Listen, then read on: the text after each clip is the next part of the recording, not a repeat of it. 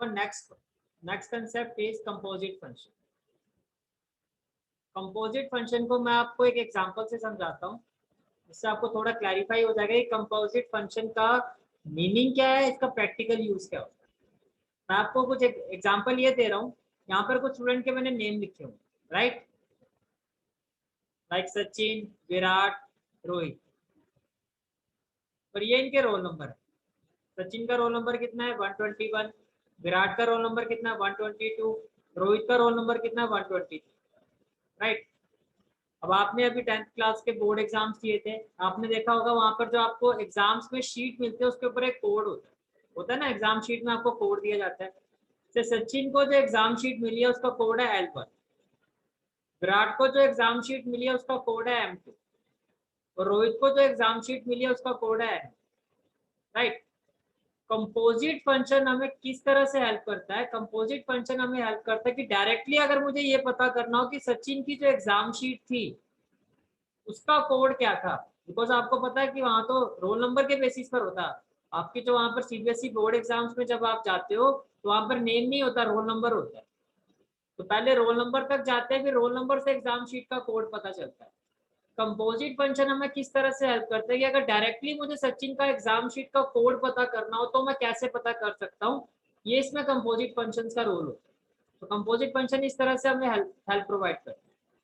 अब इसको समझने के लिए आप ऐसे समझो, अगर मैं सिर्फ स्टूडेंट नेम और रोल नंबर की बात करता हूँ, स्टूडेंट नेम और roll number, in this case can I say that ये आपका सेट ए है, ये आपका सेट बी है।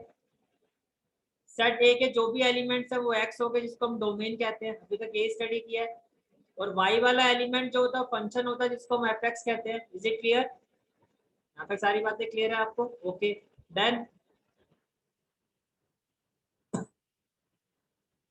इसी तरह से अगर मैं रोल नंबर और एग्जाम शीट कोड इसके बीच में कोई रिलेशन बनाऊंगा तो क्या होगा? से ये आपका वाई एलिमेंट हो गया, जैसे एक्स से एफ एक्स था तो वाई से मैंने जी वाई ले लिया। Is it clear? जैसे एक्स से एफ एक्स था तो वाई से क्या हो गया? जी वाई। क्लियर हो गया यहाँ तक? ठीक है। अब इनके बीच में जो रिलेशन होता है वो देखो कैसे बनता है, मैं उसकी बात करता हूँ। अब इसको ऐसे समझो, a function having mapping from A to P, एक फंक्शन है जिसकी जो मैपिंग है आपकी वो कहां से कहां तक है? ए टू पी है। अगर मैं सिर्फ इन दोनों की बात करता हूँ तो इसी तरह से लिखो क्या, मेरी जो फंक्शन है इसकी जो मैपिंग है वो ए टू पी है।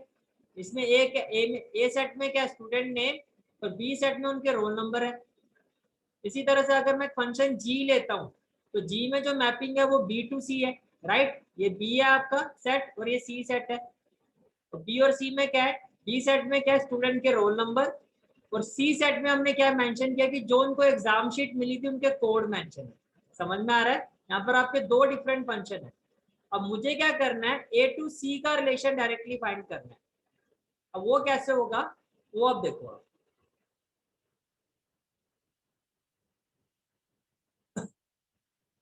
नाउ फर्स्ट ऑफ ऑल मैं इस फंक्शन को लेकर रिलेशन बना रहा हूँ, A to B like can I say that F of x. देखो ए क्या है आपका? ए जो है आपका वो एक्स एलिमेंट है, और बी आपका क्या? एफ ऑफ एक्स है। ये इनपुट है, ये आउटपुट है, राइट। एक्स है वो स्टूडेंट का नेम है, और एफ एक्स क्या है? स्टूडेंट का रोल नंबर।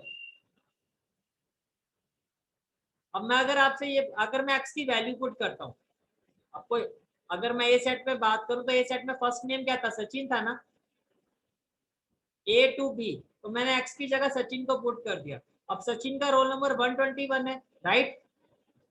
फिर मैंने एक्स की जगह विराट को रखा। अब विराट का रोल नंबर क्या है? 122। तो देखो ए टू बी रिलेशन बन रहा है ना, ए से बी। ए क्या है? नेम, और बी क्या है? स्टूडेंट का रोल नंबर। फिर मैंने एक्स की जगह रोहित को रखा। अब रोहित का रोल नंबर 123 था। ये समझ में आ गया फंक्शन ए टू बी किस तरह से लिखा? ओके। अब अगर मैं फंक्शन जी को लिखता हूँ बी टू सी, बी में क्या है? रोल नंबर, और सी में एग्जामिनेशन शीट का कोड है। तो सचिन का रोल नंबर 121 था, तो बी सेट से मैंने 121 को लिया। तो 121 जो सचिन का रोल नंबर है, सचिन की एग्जामिनेशन शीट का जो कोड है वो L1 था, राइट। ऐसे 122 ये विराट का रोल नंबर है, तो विराट का एग्जामिनेशन शीट का जो कोड है वो M1 है। 123 ये रोहित का रोल नंबर है, और रोहित का एग्जामिनेशन शीट का जो कोड है N1 है। यहाँ तक समझ में आ गया? A to B मैपिंग से ये रिलेशन बना और B to C से ये रिलेशन बना। Is it clear? ठीक है। Now A to B, G है आपका B to C। अब मुझे क्या करना है, G के मुझे क्या करना है पहले मैं आपको बता देता हूँ। मुझे फाइंड करना है स्टूडेंट नेम से डायरेक्टली लिंक करना है मुझे उनका एग्जामिनेशन शीट कोड, कि स्टूडेंट नेम से मुझे कैसे उसका एग्जामिनेशन शीट कोड मैं फाइंड कर सकता हूँ, कि मैं स्टूडेंट का नेम यूज करके कैसे उसका एग्जामिनेशन शीट कोड फाइंड कर सकता हूँ। मुझे ये फाइंड करना है। समझ में आ रहा है क्या कह रहा हूँ मैं आपको? तो देखो एक्चुअली मुझे फाइंड क्या करना है। यहाँ जो आपका फंक्शन है ये F can I say that ये y है, और ये जो आपका जो फंक्शन है B2C इसको हमने g कहा था, इसको मैंने क्या कहा था, g कहा था, राइट। तो बेसिकली जैसे x से fx था वैसे y से gy बना था आपका, y से क्या बना था, gy। और जो y है उसको मैं कह सकता हूँ g ऑफ fx, जिसको मैं g ऑफ y कह रहा हूँ उसको मैं g ऑफ fx बोल सकता हूँ ना, बिकॉज जो y है आपका वही fx है, बिकॉज जो y है आपका वही क्या आपका fx है। व्हाट आई मीन टू से,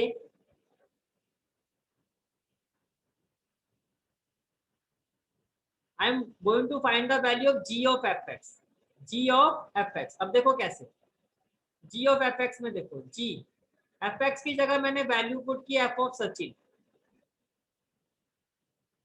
fx की जगह मैंने वैल्यू पुट की f ऑफ सचिन। भाई x में पहला नेम सचिन ही है ना, x में जो पहला नेम है वो क्या है, सचिन है। फिर मैंने x की जगह रखा विराट को, तो ये हो गया g of f of Virat. समझ में आ रहा है? फिर मैंने x की जगह रखा third name that is Rohit, ये हो गया g of f of Rohit. अब मुझे बताओ f ऑफ सचिन की वैल्यू कितनी थी, 121, तो ये g ऑफ 121 हुआ या नहीं हुआ। f ऑफ विराट की वैल्यू कितनी थी, 122, तो ये f ऑफ विराट की जगह मैंने g ऑफ 122 रखा। और f ऑफ रोहित की वैल्यू कितनी है, 123, तो f ऑफ रोहित की जगह मैंने रखा 123। अब मुझे बताओ g ऑफ 121 की वैल्यू क्या है, L1, राइट।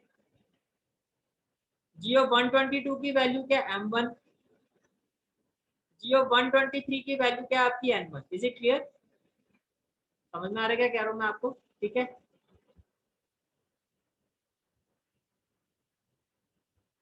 तो आप ये देखो fx जो था आपका, जो आपका fx था, g आपका लास्ट फंक्शन था, fx आपका फर्स्ट फंक्शन था।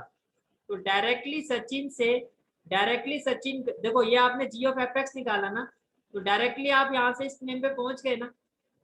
g ऑफ f सचिन की वैल्यू जो है आपको डायरेक्टली क्या दे रही है, L1 दे रही है ना। g ऑफ f विराट की वैल्यू क्या आपको मिल रही है, M1 मिल रही है। और g ऑफ f रोहित की वैल्यू कितनी मिल रही है, N1। मीन्स बेसिकली कहने का मतलब ये है कि यहाँ पर आपने फाइंड क्या किया है, g ऑफ fx जो है आपका वो आपको क्या शो कर रहा है, वो आपका A to C directly relation show कर रहा है। g ऑफ fx, x देखो क्या है आपका A है, राइट। fx आपका क्या है, B सेट, और g के साथ ये क्या हो गया, C। तो तीनों को अगर मैं मिला दूं तो A to C बन गया ना। आपने यही तो फाइंड किया। देखो x में आपने क्या पुट किया, सेट A के एलिमेंट्स, f ऑफ x से आपका ये बन गया सेट B, और g के साथ इक्वेट करके ये हो गया C। तो आपने A से शुरू करके C पर खत्म किया ना, तो A to C directly link हो गया। समझ में आ रहा है? A का C से रिलेशन क्या है, A का जो C से रिलेशन है आपका उसको क्या कहते हैं, उसको हम कहते हैं g ऑफ fx। मैथमेटिकली जब हम A का डायरेक्टली C से एक रिलेशन बनाते हैं उसको क्या कहते हैं, g of fx। g of fx का मतलब समझ में आ रहा है आपको, x का मतलब सेट A, fx का मतलब सेट B, और g ऑफ fx का मतलब C। A to C ये जो रिलेशन बना है इसको हम कहते हैं g ऑफ fx। समझ में आ रहा है किस तरह से लिखते हैं, g ऑफ fx। बिकॉज सबसे पहले जो इनपुट डाला आपने वो सेट A का डाला, और इस इनपुट को डालने के बाद ये जो हो गया आपका, ये हो गया सेट B, और कंबाइनली ये बन गया सेट C। तो A to C, ठीक है, यही आपका कंपोजिट फंक्शन होता है। अब इसी चीज को हम क्वेश्चन से समझते हैं। मैं एक चीज क्लियर कर देता हूँ आपको, क्वेश्चन जो है मैं आपको वो आगे पीछे करवाऊंगा सारे क्वेश्चन, पर जो आपका एनसीईआरटी का 1.3 का ऑर्डर है वो मुझे ठीक नहीं लगा, तो मैं अपने हिसाब से करवा रहा हूँ, जिससे आपको एक कंसेप्ट को दूसरे कंसेप्ट से रिलेट करना इजी हो जाएगा और बहुत अच्छे से समझ में भी आ जाएगा। ठीक है, तो फर्स्ट क्वेश्चन जो मैं आपको करवा रहा हूँ वो तो पहले ही करवा रहा हूँ। तो देखो फर्स्ट क्वेश्चन क्या है आपका, स्टार्टिंग में ही आपका उल्टा पुल्टा होना शुरू हो गया शीट, क्या भाई, खतरे की घंटी बज गई है। चलो कोई नहीं, हम कौन सा डरते हैं किसी चीज से। देखो भाई फर्स्ट क्वेश्चन क्या है, फंक्शन। अब ध्यान से देखो, कहने से दैट ये ए है आपका और ये आपका बी है। देखो F such that A to B होता है ना, इसी तरह से आपको एक फंक्शन जी गिवन है। देखो ये ए टू बी है, ये देखो ये बी टू सी है, अभी हमने देखा था ना ऐसे, ए टू बी और B to C, B given by. अच्छा अब इनके बीच में रिलेशन दिया हुआ है आपको एफ ऑफ वन। आपको रिलेशन क्या गिवन है कि जो आपका एफ ऑफ वन है वो टू के इक्वल है। वन टू का मतलब ये हुआ ना, एफ ऑफ वन जो है आपका, एफ ऑफ वन का मतलब ये है कि एफ ऑफ वन जो है वो टू के इक्वल है, ये एक्स होता है और ये वाई होता है। एफ ऑफ थ्री जो है आपका वो फाइव के इक्वल है। एफ ऑफ वन जो है आपका वो टू के इक्वल है और एफ ऑफ थ्री आपका फाइव के इक्वल है, राइट। इस तरह से आपको रिलेशन की, आपको क्या कहा गया, write down g of F. Ji of F का मतलब समझ गए ना, ए टू सी जो अभी हमने रिलेशन निकाला था वो आपको फाइंड करना है। जी ऑफ एफ का मतलब सिंपल सी बात है, जी ऑफ एफ एक्स फाइंड करना है। क्या हो, क्लियर हो गया क्वेश्चन क्या है आपको। ठीक है, तो देखो कैसे करेंगे। फर्स्ट ऑफ ऑल आपके जो सेट ए है, सेट ए में एलिमेंट देखो क्या है, 1 3 4, और सेट बी में एलिमेंट क्या है, 1 2 5, और सेट सी में एलिमेंट क्या है, 1 3। Can I say that, you can see that जो सेट ए है 1 3 4, सेट बी है 1 2 5, और सेट सी है 1 3। ओके, देन वन का रिलेशन किसके साथ है, टू। वन का टू के साथ है, थ्री का फाइव के साथ, फोर का वन के साथ। मीन्स वन का रिलेशन टू के साथ है, थ्री का फाइव के साथ, फोर का वन के साथ। ये क्लियर हो गया आपको। उसके बाद अगर मैं बीसी की बात करता हूँ, तो बीसी में देखो वन का रिलेशन थ्री, टू का भी थ्री के साथ है और फाइव का वन के साथ। वन का रिलेशन थ्री, टू का भी थ्री के साथ है और फाइव का वन के साथ। अब ए टू बी में आपका एफ है, तो एफ ऑफ वन की वैल्यू जो है वो टू की बनी, मैंने आपको अभी बताया भी था।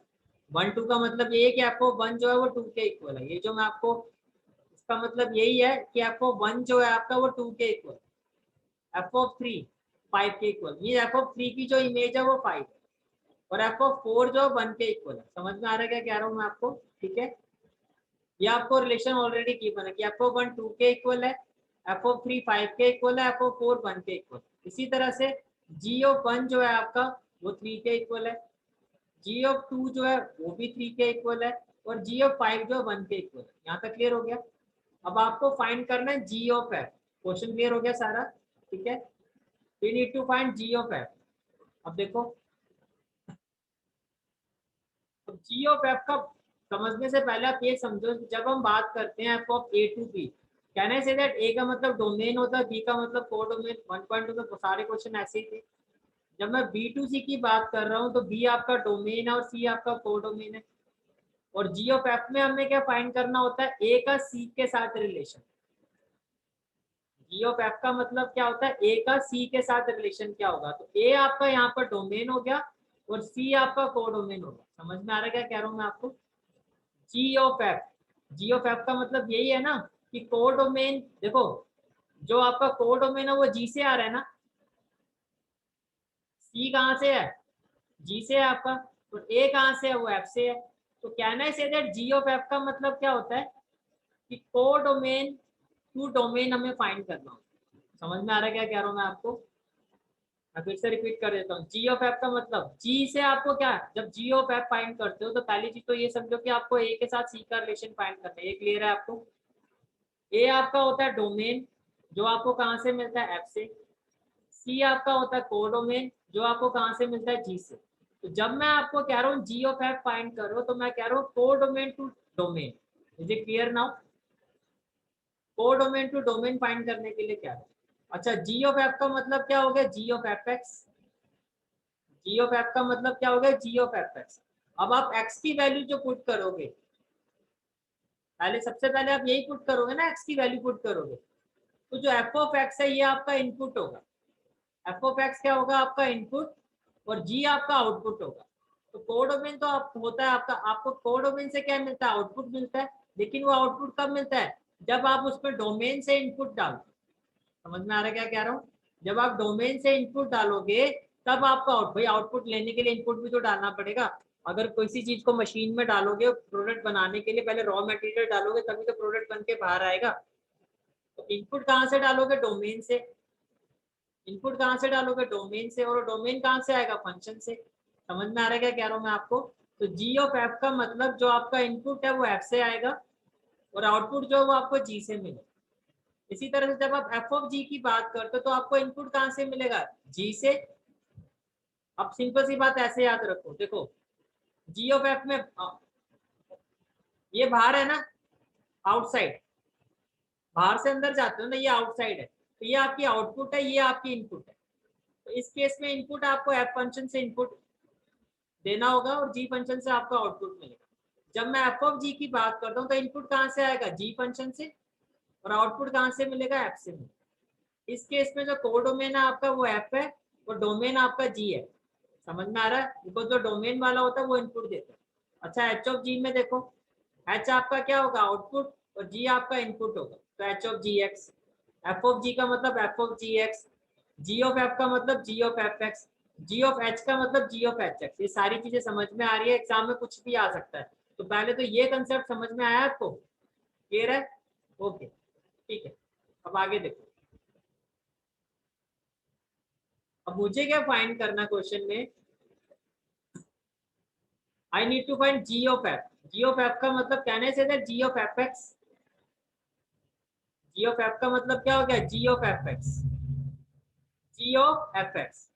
G of F X. अभी यहाँ पर देखो, अब इनपुट ए टू सी है ना, ए टू सी। अब जो एक्स की वैल्यू है वो कहाँ से आएगी? वो ए सेट से आप पुट करोगे। तो ए सेट जो है वो आपका 1 3 4 है। आपको दिखा भी देता हूँ, जो आपका ए सेट है उसमें कौन कौन से एलिमेंट है। ये आपका सेट ए है 1 3 4। ये आपका सेट सी है 1 3। समझ में आ रहा है क्या कह रहा हूँ? और जब जी ऑफ एफ का मतलब ए टू सी रिलेशन निकालना, तो इनपुट जो है आपका वो 1 3 4 है। इनपुट क्या है आपका? 1 3 4। तो देखो, तो एफ ऑफ इनपुट, एक्स की जगह आपने इनपुट रखा 1, फिर रखा 3, और फिर रखा 4। अब एफ ऑफ 1 की वैल्यू क्वेश्चन में क्या गिवन है? 2, राइट? एफ ऑफ 1 की जो वैल्यू है आपकी, जो आपकी एफ ऑफ 1 की वैल्यू है वो क्या है? 2। एफ ऑफ 3 की वैल्यू क्या है? 5। और एफ ऑफ 4 की वैल्यू क्या है? 1। 1 2 5 1। देखो, एफ ऑफ 1 की वैल्यू क्या है? 2 देन 5। एफ ऑफ 3 की वैल्यू क्या है? 5। और एफ ऑफ 4 की वैल्यू क्या है? 1। यहाँ तक कोई डाउट है तो बताओ, फिर से दिखा देता हूँ आपको। एफ ऑफ 1 की वैल्यू कितनी है? 2। एफ ऑफ 1, एफ ऑफ 1 की वैल्यू 2 है। एफ ऑफ 3 की वैल्यू कितनी है? 5। तो यहाँ मैंने लिखा एफ ऑफ 3। एफ ऑफ 3 की वैल्यू 5 है। एफ ऑफ 4 की वैल्यू कितनी है? 1। एफ ऑफ 4, और ये हो गया आपका 1। यही सारी वैल्यू मैंने यहाँ पर पुट की। देखो,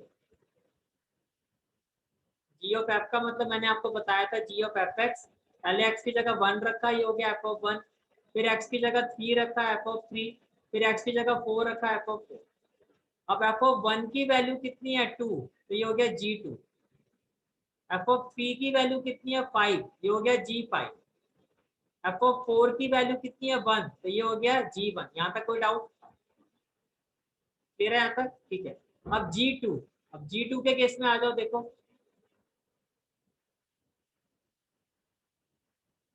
G2 पहले मैं लिख देता हूँ। G1 की वैल्यू 3 है। G1 है आपका 3 के, G2 की वैल्यू 3 है और G5 की वैल्यू 1 है।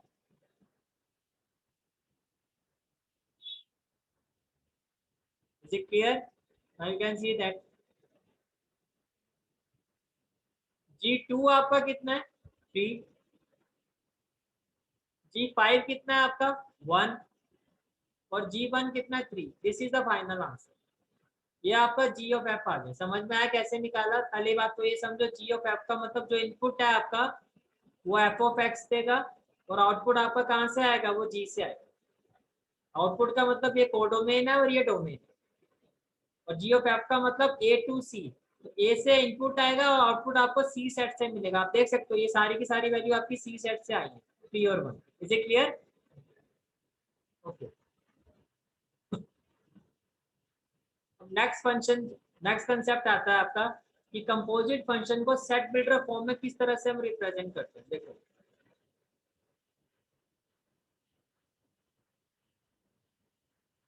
डोमेन एंड कोडोमेन वाला एक बार फिर समझा दो, ठीक है। अब मुझे सिर्फ इतना बताओ, जब आप A टू B लिखते हो तो लेफ्ट वाला डोमेन होता है या नहीं होता? डोमेन से ही कोडोमेन पर जाते हो ना आप। तो A टू B में A आपका डोमेन है, B आपका कोडोमेन है। अब जब आप B टू C जाओगे तो B आपका डोमेन है, C आपका कोडोमेन है। अब आपको G ऑफ F निकालना है। G ऑफ F का मतलब ये होता है आपको सेट A का सेट C से डायरेक्ट रिलेशन निकालना है। कंपोजिट फंक्शन का मतलब ये होता है कि A और C के बीच में डायरेक्ट रिलेशन क्या है कि स्टूडेंट नेम से, स्टूडेंट का नाम यूज करके, स्टूडेंट नेम के रेफरेंस से आपको उनकी एग्जामिनेशन शीट में जो कोड नंबर था वो क्या था वो फाइंड करना है। अगर आप मेरे एग्जांपल में जाओ तो उसमें भी आपने यही किया था। आपने इनपुट में क्या डाला था, स्टूडेंट का नेम जो आपका सेट ए था, और फाइनली आपको क्या मिला, एग्जामिनेशन शीट का कोड जो आपका सेट सी था। समझ में आ रहा है? तो ये आपका जो स्टूडेंट नेम है ये आपका डोमेन है और जो आपको एग्जामिनेशन शीट के कोड मिले हैं ये आपका सेट सी है।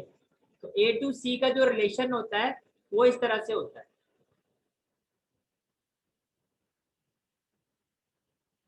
तो यही चीज आपको यहाँ एक्सप्लेन की गई है।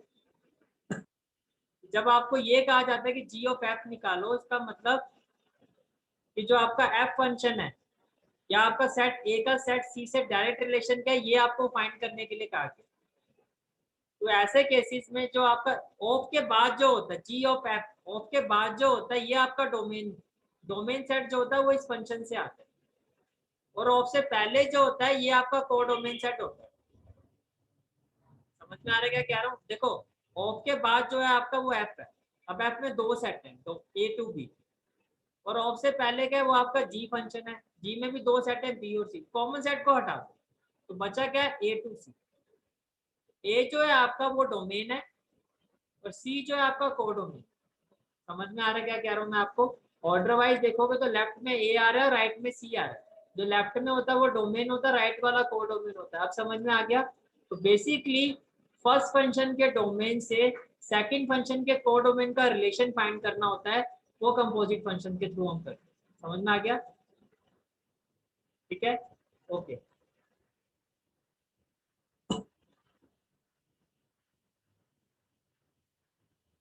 Now our next concept is composite function को सेट बिल्डर फॉर्म में हम किस तरह से रिप्रेजेंट करते हैं। आप ऐसे समझो से आपके पास एक फंक्शन है एफ एक्स जिसकी वैल्यू x/2 है, और एक मैंने आपको यही बताया था ना A to B X to F X, और उसके बाद B to C Y to G Y. तो दूसरा फंक्शन हो गया जी वाई जिसकी वैल्यू y² है। Is it clear? ठीक है, तो देखो ये हो गया आपका x, तो ये हो गया आपका एफ एक्स, यस और नो। और अगर मैं इसको y लेता हूं तो ये मेरा हो गया जी वाई। अब आप वैल्यू चेक कर सकते हो कैसे आपकी लिखी गई।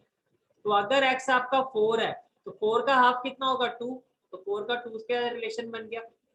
अगर x आपका 6 है तो 6 का हाफ कितना होगा 3, और x को अगर मैं 8 लेता हूँ तो 8 का हाफ हो गया मेरा 4।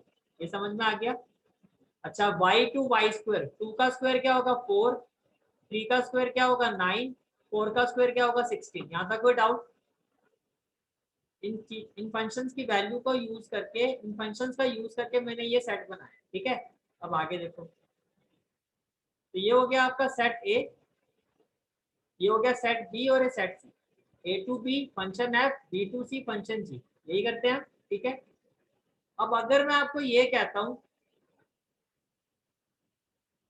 कि जी ऑफ एफ फाइंड करना है, क्या फाइंड करना है, जी ऑफ एफ, तो कहने से दैट मैंने ये कहा कि ए टू सी फाइंड करना है, तो इनपुट जो होगा वो ये होगा और आउटपुट वैल्यू यहाँ से मिलेगी मुझे। Is it clear? G of F का मतलब क्या हो गया, जी इंटू एफ एक्स। समझ में आ रहा है? ऑफ का मतलब क्या होता है, मल्टीप्लाई। जी ऑफ एफ का मतलब G into F X, G of F का मतलब G into F X. Is it clear? अब एफ एक्स की वैल्यू एक्स बाय टू है ना, तो मैंने एफ एक्स की जगह पुट कर दिया x by to. Any doubt? F x की वैल्यू जो भी है मैंने यहाँ से पुट कर दिया, एफ एक्स की वैल्यू एक्स बाय टू है, तो ये हो गया G of x by to. अब एक बार बताओ, जी ऑफ वाई आपका वाई स्क्वायर है ना, कहने से दैट वाई की जगह आपने एक्स बाय टू रखा है, जो इसकी वैल्यू होगी वाई की जगह जो भी आपने पुट किया इसकी वैल्यू उसका स्क्वायर होगी। यस और नो? तो g of x by to किसके इक्वल होगा, एक्स बाय टू का होल स्क्वायर। समझ में आ रहा है क्या कह रहा हूँ मैं आपको? तो g of x by two क्या हो गया, एक्स बाय टू का whole square, that is x square by four. ये क्लियर हो गया तो आप थम्स अप करो, तो दोबारा बताओ। Take your time, take your time. मैं पहले कहा था चैप्टर थोड़ा आपका कंसेप्चुअल है, और मैं अपनी तरफ से जो भी बेस्ट से बेस्ट एग्जांपल आपको करवा सकता हूँ, प्रेजेंटेशन करवा सकता हूँ, मैं करवा रहा हूँ। और इस चैप्टर में सबसे ज्यादा भैया इसी चैप्टर में। यस बोलो। भैया इसमें जी ऑफ एफ की जगह हमने जी ऑफ एफ एक्स क्यों लिखा है? जी ऑफ एफ और जी ऑफ एफ एक्स एक ही चीज होती है। अगर एफ आपका एक्स है तो जी ऑफ एफ एक्स हो गया, ये आपका जेड होता तो जी ऑफ एफ जेड होता। जिस भी वेरिएबल से आप उसको रिलेट करोगे वही बन जाएगा, इसमें कोई वो नहीं है। यहाँ पर ये इसको मैंने एक्स लिया था, ये एक्स है तो जी ऑफ एफ एक्स हो गया। ये जेड होता तो जी ऑफ एफ जेड हो जाता। Okay,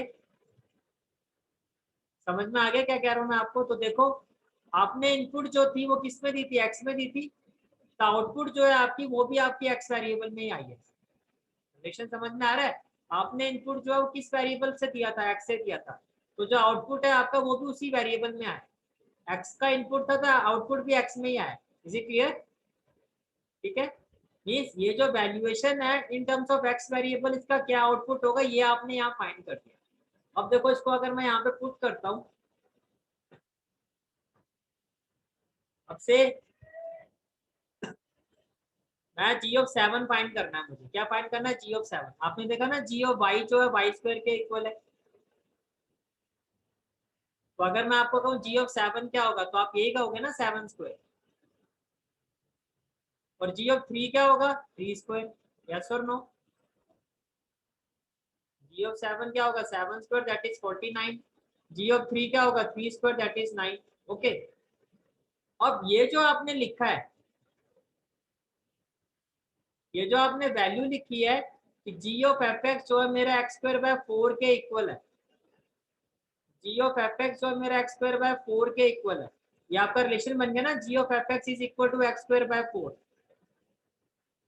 ji of F X किसके इक्वल आ गया आपका, एक्स स्क्वायर बाय फोर। यही आपका सेट बिल्डर फॉर्म।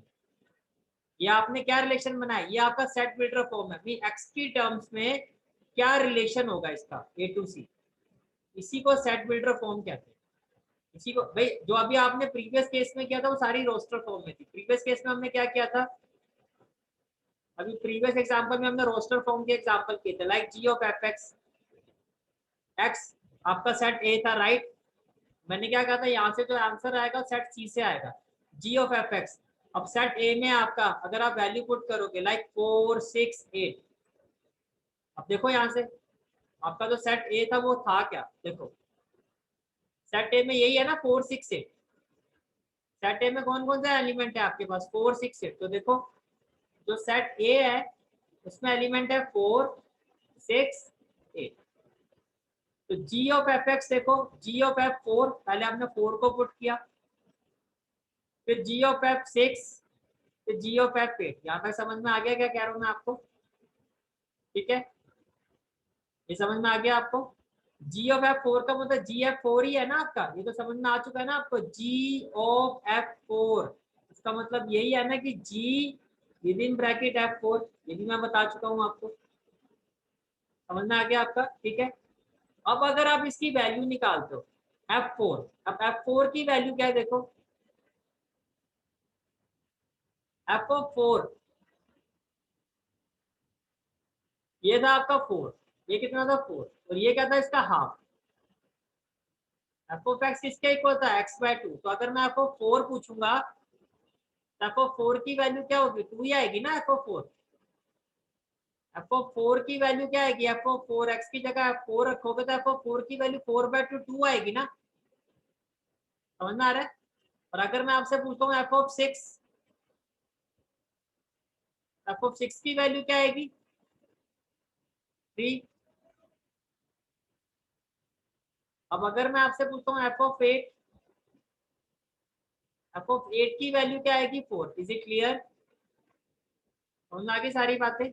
चलो अब आगे चलते हैं, इसी चीज को वहां पर यूज करते हैं अपने एग्जाम्पल में। देखो now you can see that g of f4, अगर मैं फोर को यहाँ पे पुट करता हूँ तो ये टू आएगा, ध्यान से देखना, g ऑफ f4 का मतलब हो गया g ऑफ टू, हुआ या नहीं हुआ पहले मुझे ये बताओ, एफ ऑफ फोर की वैल्यू टू है ना, तो g ऑफ f4 को मैं g2 लिख सकता हूँ कि नहीं लिख सकता हूँ, लिख सकता हूँ ना भाई, अभी आपको बताया एफ ऑफ फोर की वैल्यू टू है, तो g ऑफ f4 का मतलब फोर की जगह टू लिखोगे ना, तो g ऑफ टू। अब मुझे ये बताओ यहाँ से g2 की वैल्यू क्या है, g2 की वैल्यू क्या, फोर है ना, g2 की वैल्यू कितनी है, फोर, मानते हो ना इस चीज को, g2 की वैल्यू कितनी है, फोर। ये आपका रोस्टर फॉर्म से आंसर है, जो मैंने आपको प्रीवियस क्वेश्चन नंबर 1 में भी करवाया था। अगर मैं रोस्टर फॉर्म को यूज करता हूँ तो ये रोस्टर फॉर्म है, क्या आपने फर्स्ट सेट की वैल्यू डाली, फिर उसको सेकंड सेट से रिलेट किया, फिर उसको पुट करके आप थर्ड सेट में पहुंच गए, ये रोस्टर फॉर्म है, ठीक है। अब सेट बिल्डर फॉर्म से देखो क्या आंसर आएगा। सेट बिल्डर फॉर्म से आपने क्या कहा कि g ऑफ एफ एक्स जो है वो एक्स स्क्वायर बाय फोर के इक्वल है, पहले आपने ए टू सी रिलेट करके ये कंक्लूजन निकाल दिया। सेट बिल्डर फॉर्म में हम एक सेट बना देते हैं, सारे के सारे आंसर उसी में पुट करके निकालते हैं। आपने एक्स की जगह फोर पुट किया था ना, राइट। तो अगर मैं आपसे पूछता हूँ g ऑफ एफ फोर क्या होगा, तो आपका आंसर क्या होगा, एक्स स्क्वायर बाय फोर। मैंने कहा ठीक है भाई, फोर स्क्वायर बाय फोर कर दो, फोर से फोर कट गया, ये फोर आ रहा है ना, तो देखो रोस्टर फॉर्म से भी यही आंसर आ रहा था और सेट बिल्डर फॉर्म से भी ये सेम आंसर आ रहा है, समझ में आया। बट रोस्टर फॉर्म में क्या था, आपने एक्स से एक्स का इनपुट डाला और फाइनली जो सी सेट है उसको भी एक्स की फॉर्म में कन्वर्ट कर दिया, एक्स टू एक्स। फिर आपने क्या किया, जब आप एक्स सेट की वैल्यू डालोगे तो आपने ऑलरेडी आपका जो फाइनल कंक्लूजन है वो भी एक्स में ही आएगा, तो इनपुट भी एक्स में आएगा, आउटपुट भी एक्स में, तो डायरेक्टली आप सेट बिल्डर फॉर्म से आंसर ऐसे निकालते हैं।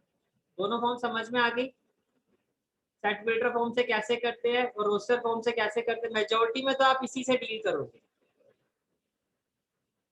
मेजोरिटी में जो हम करेंगे वो रोस्टर फॉर्म को ही करेंगे, पर सेट बिल्डर फॉर्म से कैसे डील करते हैं समझ में आ गया ना आपको, ठीक है। अब जहाँ पे सेट बिल्डर फॉर्म होगा क्या होगा वो मैं आपको बताता हूँ, ठीक है। चलो अब मैं आपको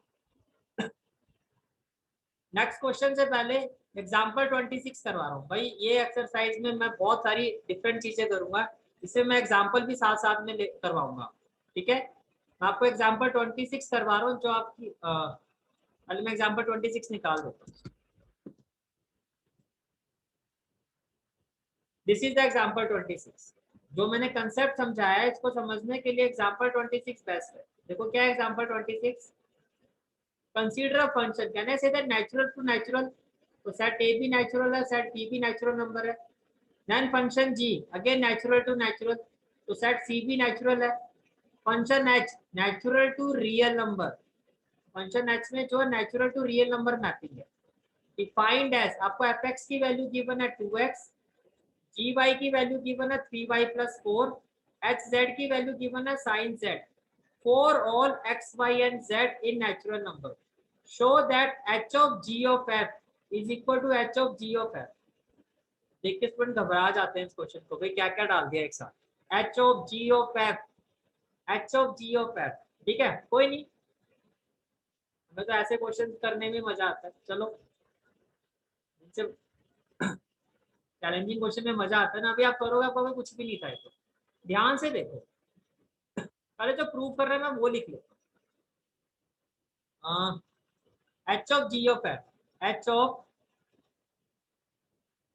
जी ऑफ एफ, समझ में आ रहा है ना क्या लिखा है मैंने, ये सारा एक साथ है, H of G of F, ठीक है। फिर ये लेफ्ट हैंड साइड है, मुझे प्रूव करना है it is equal to H of G of F. ये लेफ्ट हैंड साइड है, ये राइट हैंड साइड है, यहाँ पे समझ में आ रहा है आपको, ठीक है। और एफ एक्स जी वाई और एच जेड की वैल्यू जो गिवन है वो मैंने स्टार्टिंग में लिख ली है। ये एफ एक्स की वैल्यू कितनी है 2x, जी वाई की वैल्यू कितनी है 3y+4, एच जेड की वैल्यू sin z। मैंने पहले लेफ्ट हैंड साइड को लिया, ये मेरी लेफ्ट हैंड साइड है, ओके। मैंने लेफ्ट हैंड साइड को लिया, H of G of F. अब H of G of F solve करने से पहले मुझे जी ऑफ एफ की वैल्यू पता होनी चाहिए, यस और नो। और जी ऑफ एफ तो मैं आपको स्टार्टिंग से बता रहा हूँ, जी ऑफ एफ का मतलब एफ के साथ देखो एक्स है ना, तो जी ऑफ एफ का मतलब जी ऑफ एफ एक्स, समझ में आ रहा है। अभी आपने जो वेरिएबल वाली बात पूछी थी, यहाँ जेड होता तो जी ऑफ एफ जेड होता। फिर ऑफ का मतलब मैंने क्या बताया था, G within bracket F X, समझ में आ रहा है। अब बताओ एफ एक्स की वैल्यू क्या है 2x, यस और नो। तो एफ एक्स की जगह आपने 2x पुट कर दिया, यहाँ पे कोई डाउट। अच्छा, अब जी ऑफ आई, अब ये फंक्शन हो गया G of I, can I say that y की जगह आपने 2x पुट कर दिया, समझ में आ रहा है ना। तो जहां भी y है उसकी जगह मैं 2x रखूंगा, यस और नो। जहां भी y है मैंने y की जगह 2x रखा है, तो जहां भी y है y की जगह मैं क्या रिप्लेस करूंगा 2x।